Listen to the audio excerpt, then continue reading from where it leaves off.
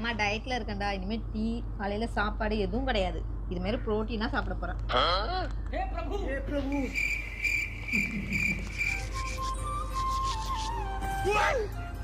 மாமா டயட்டுக்கு ஃப்ரூட்ஸா